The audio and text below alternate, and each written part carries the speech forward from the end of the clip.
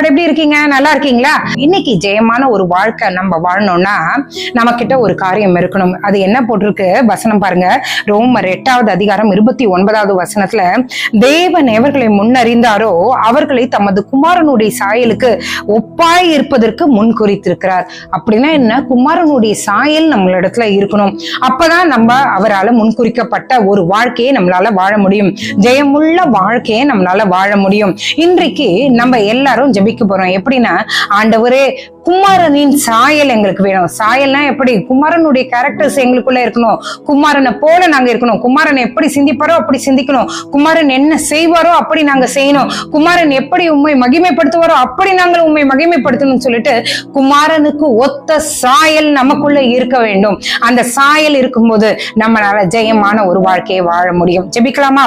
எங்களை நேசிக்கிற நல்ல பரமபிதாவே, அப்பா, நீர் ஆண்டவரே எவர்களை முன்குறித்தீரோ குமாரனுக்கு ஒத்த சாயலை கொடுப்பேன் என்று வசனம் சொல்லுகிறதே. அந்த குமாரனுக்கு ஒத்த சாயல் எங்களையும் எங்கள் மேலையும் தரிப்பிக்கப்படுவதாக.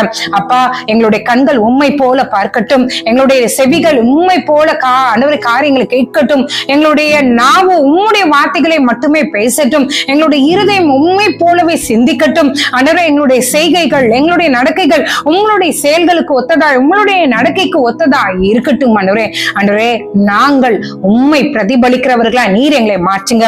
ஆண்டவரே, நாங்கள் உம்மை பிரதிபலித்தால் தானே ஆண்டவரே நீர் வைத்திருக்கிற அந்த ஜெய வாழ்க்கையை எங்களால் வாழ முடியும். ஆண்டவரே, உம்மை பிரதிபலிக்கலன்னா நாங்க கிறிஸ்துவை தெரிந்தும் ஆண்டவரே தெரியாதவர்கள் என்று நடந்து கொண்டிருக்கிறோமே. ஆண்டவரே, எங்களுக்குள்ள ஒரு மாற்றம் உண்டாகட்டும்.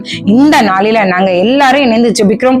உம்முடைய சாயல் எங்களிலே தரிப்பிக்க கடவுது. அப்பா, உம்முடைய சாயலை பெற்றுக் கொண்டவர்களாய் எங்களுடைய காரியங்கள் எல்லாமே ஆண்டவரே மாற்றப்பட, கழுவப்பட, உம்மை போலவே ஆண்டவரே நாங்கள் மாறி உமக்காய் ஆண்டவரே இந்த உலகத்துக்கு வெளிச்சமாய் உப்பாய் நாங்கள் இருக்க எங்களுக்கு உதவி செய்யுங்க. நீரே காத்துக்கொள்ளும் வழி நடத்தும். எல்லாவற்றையும் ஒப்படைக்கிறேன். இயேசுவின் மூலம் ஜெபம் கேளும் நல்ல பரமபிதாவே. ஆமென், ஆமென், ஆமென்.